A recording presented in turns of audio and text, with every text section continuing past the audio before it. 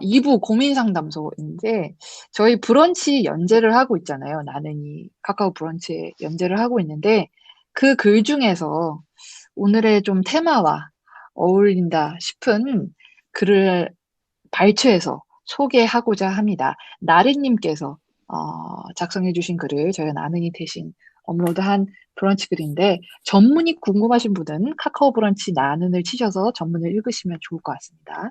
제가 한번 읽어보겠습니다.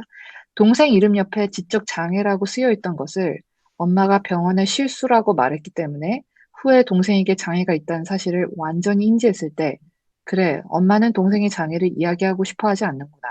그럼 나도 최대한 언급하지 말자 하고 속으로 결심했던 것 같아. 그때 엄마가 사실대로 말해 주었다면 자라면서 동생의 장애에 대해 부모님과 더 많은 대화를 나누고 감정들을 속에만 담아주지 않았을 것 같은데 말이야.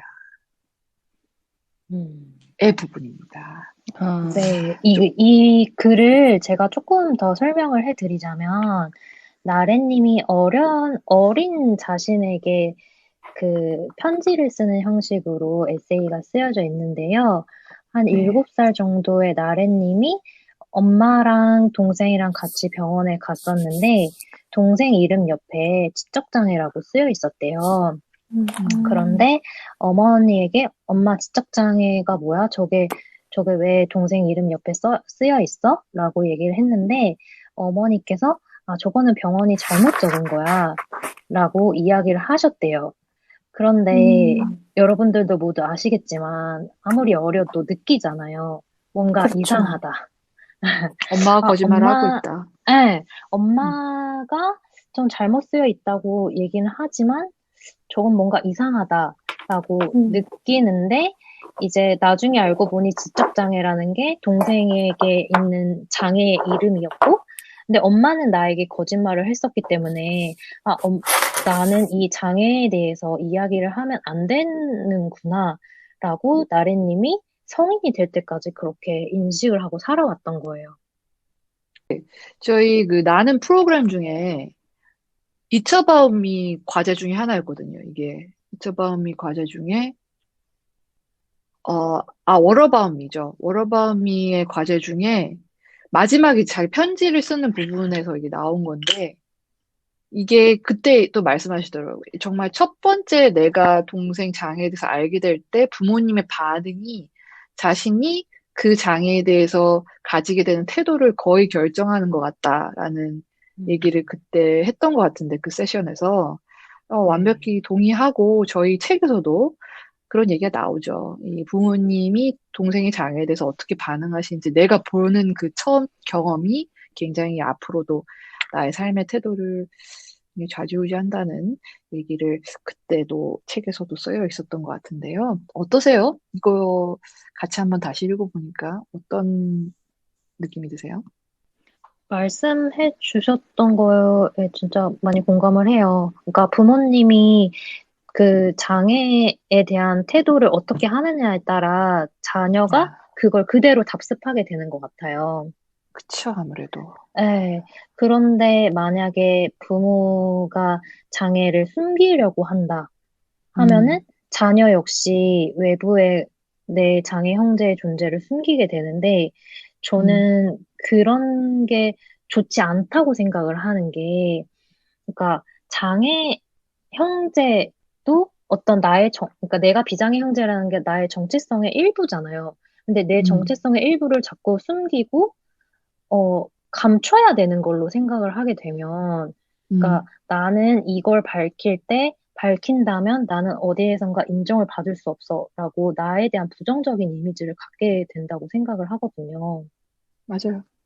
네. 음, 그게 자라오면서 내적으로나 외적으로나 악영향을 주게 되는 것 같아요. 자꾸 나를 숨기게 되고 드러낼 수 없고. 맞아요.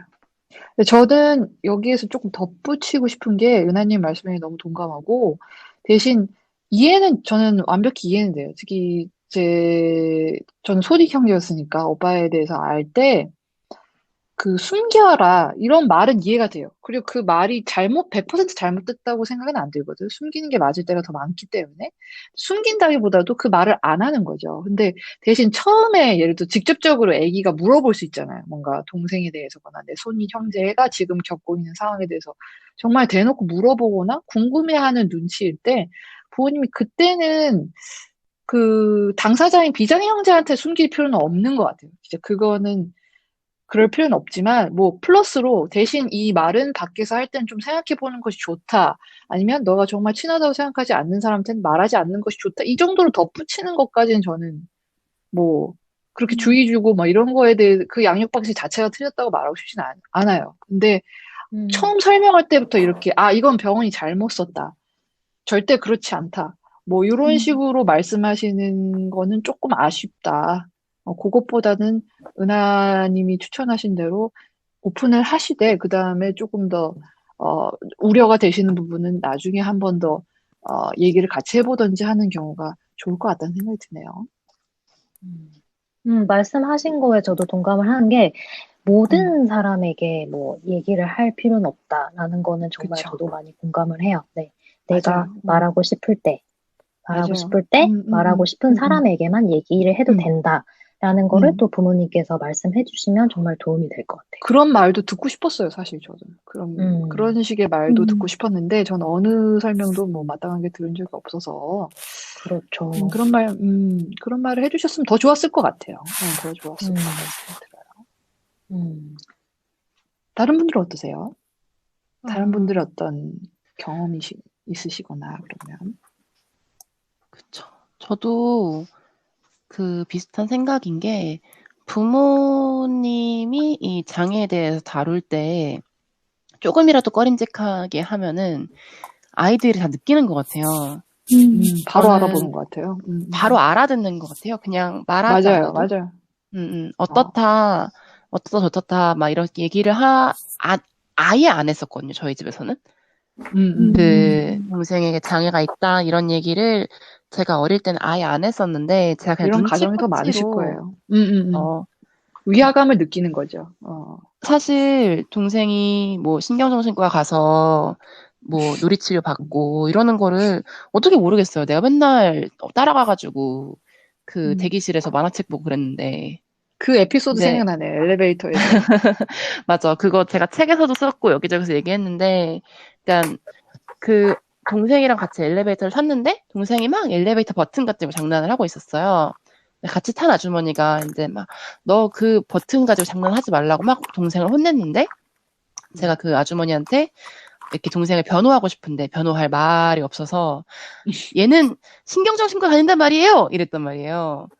그 얘한테 어, 얘는 자폐성 장애가 있어요라고 말을 했어야 되는 거를. 음, 근데 저도 뭔가 이 친구에게 뭐가 있구나라는 걸 느끼긴 했지만 단어가 없는 거잖아요. 그쵸. 그래서 그 아이들에게 정확한 단어를 주고 저는 그냥 굉장히 정보 전달의 태도로 이야기해 주는 게 좋은 것 같아요. 또 음. 막 역으로 장애는 부끄러운 게 아니야. 장애는 아, 네가 신비한 얘기 아니야. 아, 막 아. 이렇게 또 과도하게 서원님이 오셔야 긍정하는 되는데, 그 것도 서원님이 그 부작용에 대해서 말씀해 줄 수 있는데. 그러니까요. 맞아요. 이렇게 막 그것도 과도하게 부작용이 긍정하는 있어. 것도 그것도 부작용이 그것도 있는 부작용이 있어요. 거거든요.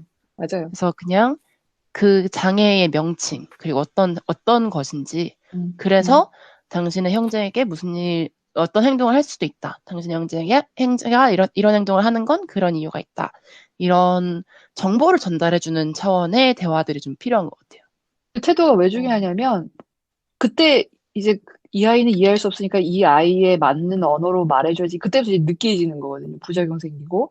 그럴 필요가 전혀 없는 게, 그 아이가 내용을 100% 이해했냐의 문제가 아니라 엄마가 어떤 식으로 이 질문과 이 상황과 그거를 받아들이고 그거에 대해서 반응하는가를 보고 있는 거거든요, 아이는 사실. 그러니까 그거를 그냥 음, 뭐에 궁금했을 때, 아, A는 A야. A 다시야. A 다시라는 뜻은 말이지. 이렇게 음, 얘기하면, 아, 그냥 미역국이 무엇인지, 혹은 뭐 오렌지는 어디서 보통 수입을 하는지 거기에 그치, 대한 그치. 질문이랑 똑같이 대답을 하면 그치, 그치. 그런 음, 이슈구나. 이슈 중에 하나구나.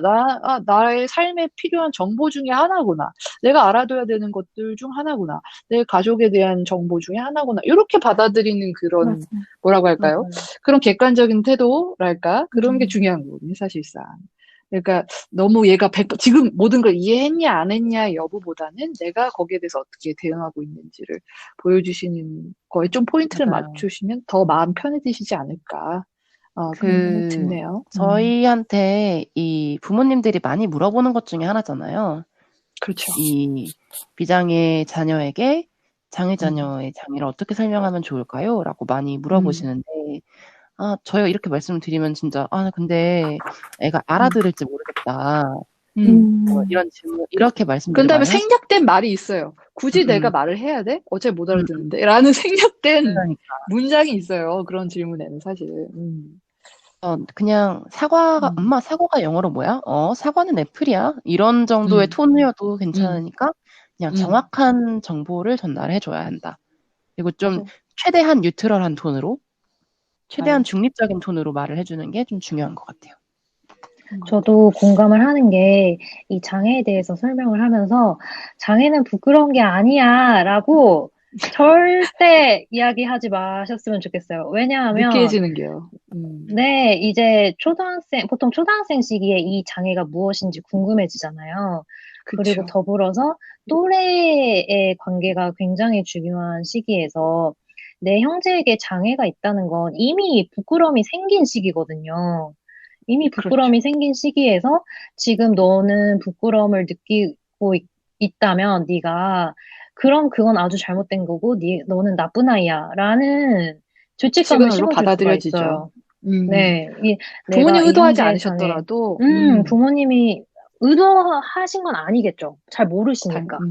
음, 네, 하지만 그런 말은 이 내가 가진 감정을 굉장히 부정적으로 인식할 수 있게 하는 말이기 때문에 그 그렇죠. 감정 대신에 차라리 부끄러울 수 있어. 라는 게 훨씬 도움이 맞아요. 될 것 같아요. 네네네. 장기적으로는 그게 그리고, 도움이 돼요.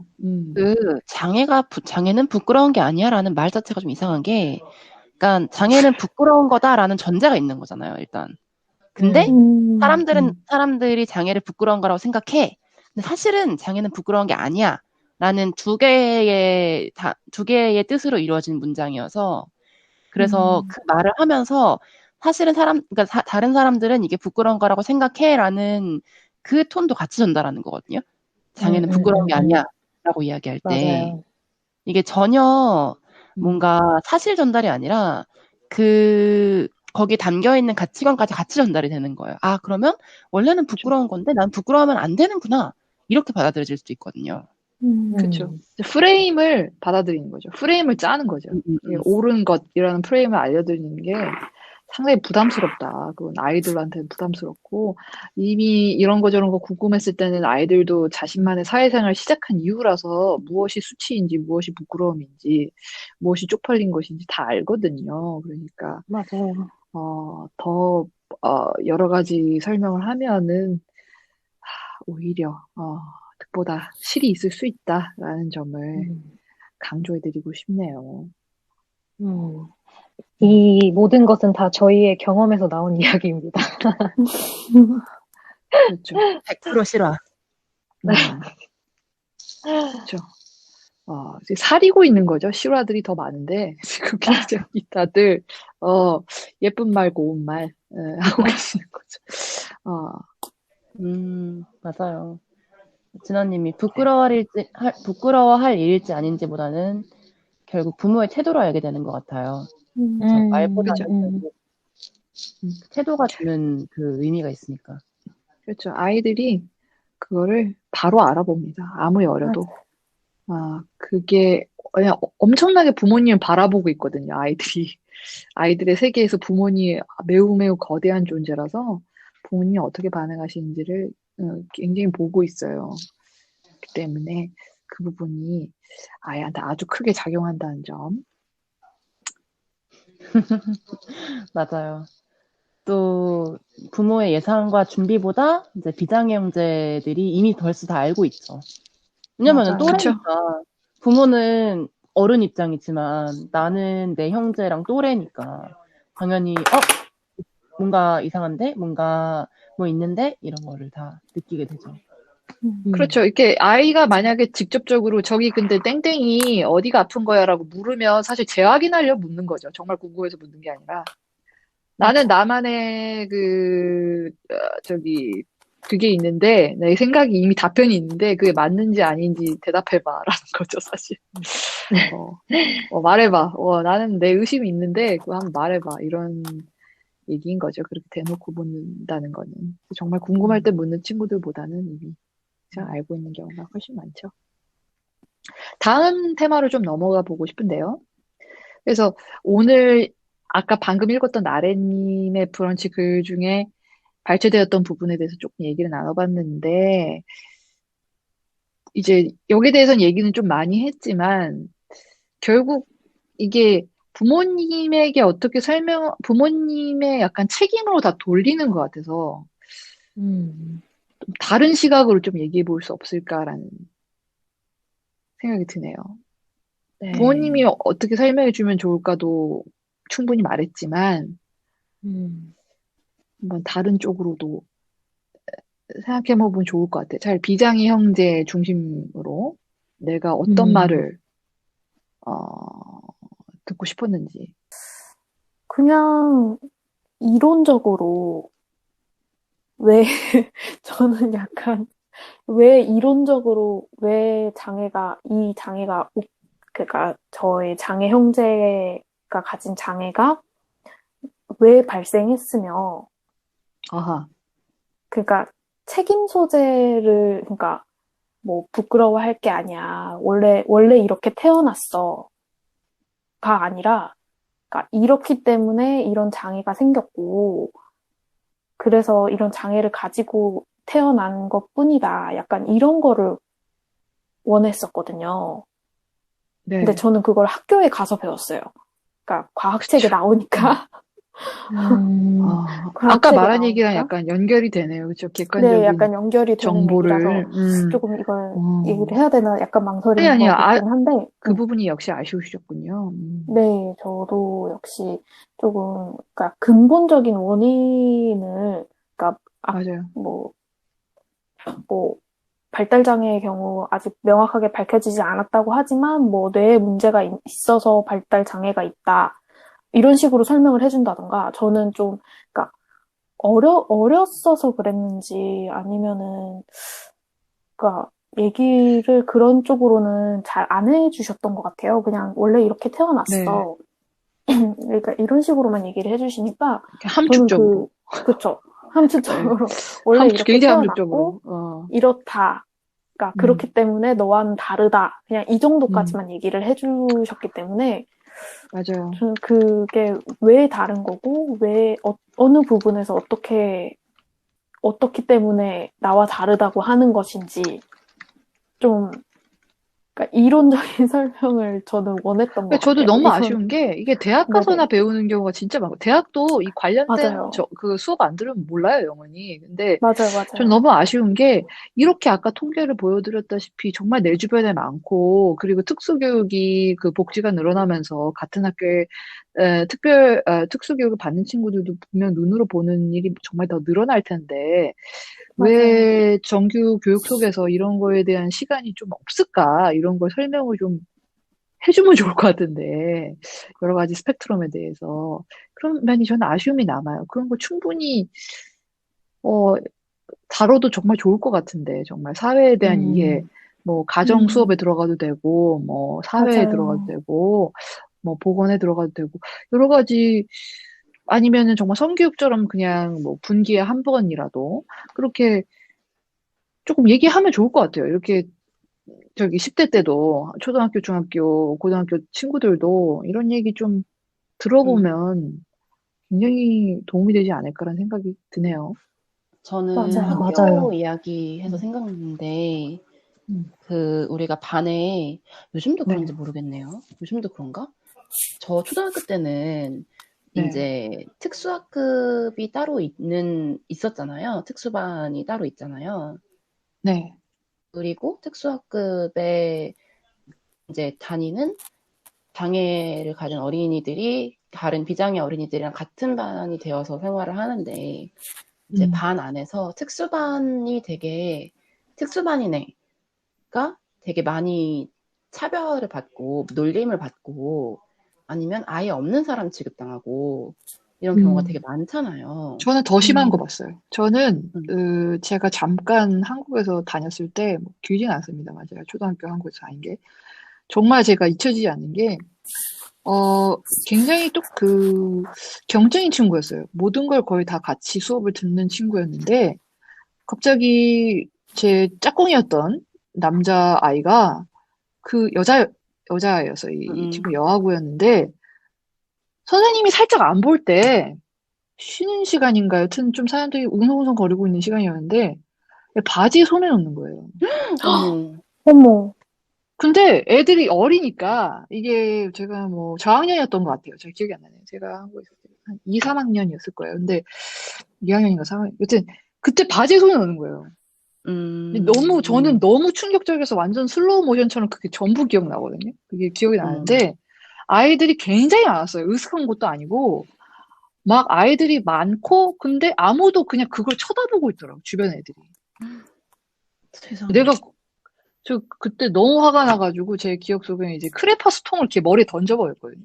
그냥 뭐라고 좀 멀었어요 제가. 근데 제가 짝꿍이니까 저는 굉장히 알고 있는 애였어요 그 남자애가. 굉장히 그런 매일매일 보는 애니까.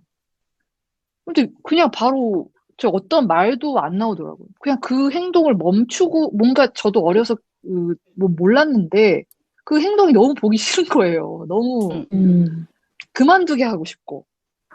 근데 너무 어렸던 터라 선생님한테 말씀을 못 드렸다는 게 좀. 근데 제가 그 어머니를 잘 인사하는 편이에요. 제가 인사성이 좀 밝은 아이였어가지고 그 어머니 항상 데리러 오잖아요. 근데 제가 그날은 말씀 못 드렸고 제 기억하고는 제가 또 외국 나가야 됐을 때 그때 그 부모님이 저를 다 초대해 주셨나 그랬는데 그때 제가 부엌에 계셨던 어머님한테 말을 했어요. 그 사건을. 근데 제 얼굴이 기억이 안 나요. 저도 많이 떨고 있었나. 그러니까 제가 아줌마 얼굴을 못 보고 그거를 말을 했어요. 결국은. 근데 그게 좀 오래 걸렸죠. 좀 한 몇 달 뒤였을 거예요. 제가 기억 속으로는. 근데 저는 어쨌든 애니님 얘기를 제가 좀 잠깐 방해했는데 아니요. 엄청 충격적이었어요. 단순히 진짜 타별 수준이 아니라 이거는 그렇죠. 괴롭힘이 네, 수준을 넘는 경우가 많다. 근데 사실 네. 아니 말씀하세요. 미안합니다. 아니요. 제 학군이 이상한 학군이 아니거든요. 그때 이상한 학군이라 말한 것도 이상하지만 혹시 오해하실까봐 터프한 동네가 아니었어요. 되게 터프하지 않은 동네였는데 저는 정말 충격이었죠. 그러니까 그러니 비일비재할 거다 지금도. 그런 괴롭힘들이 있잖아요. 있죠. 다시 생각을 해보면 그 장애라는 것을 모르는 그냥 비장애인 어린이들과 장애를 또 굉장히 중증인 경우도 있고 장애를 가진 어린이들이 같이 생활을 하는데 그 친구가 왜 특수반인 건지 특수반이 뭔지 그 친구의 장애가 뭔지 이런 거에 대한 교육이 하나도 없이 그냥 바로 그냥 사회생활에 그 둘을 같이 놔버리면은 그런 일들이 생기게 되잖아요. 말씀하셨던 것처럼 정말 너무 충격적이에요. 폭력적인 맞아요. 일들도 있고. 그것까지 막을 수가 없더라고요. 그 그러니까, 시스템이. 그러니까.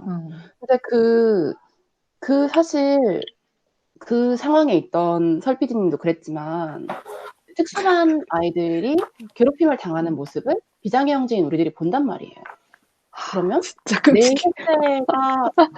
내 형제가 밖에 나가면 이런 존재구나 라는 생각을 하게 되죠. 그래서 제가 더 충격으로 느껴졌는지도 모르겠어요.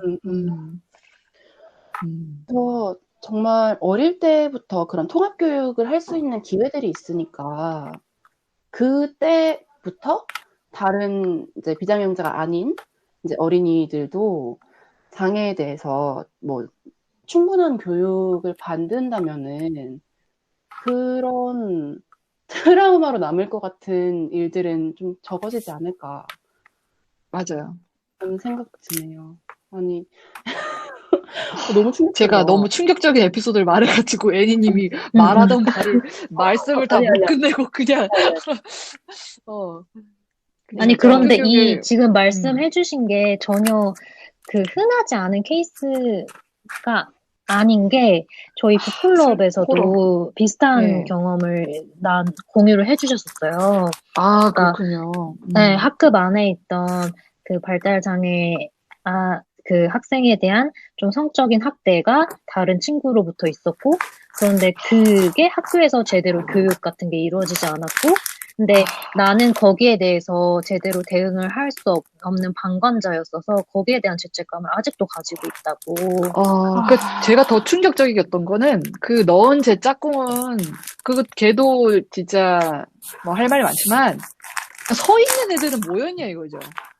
그러니까 만약에 남자아이가 여자아이한테 그냥 특수학급에 다니는 애가 아니라 제 바지에 손을 넣었다면 그거는 그와 같은 반응은 아니었을 거라는 생각이 들거든요. 그렇죠. 근데 다들 이렇게 멍했던 거예요. 그때.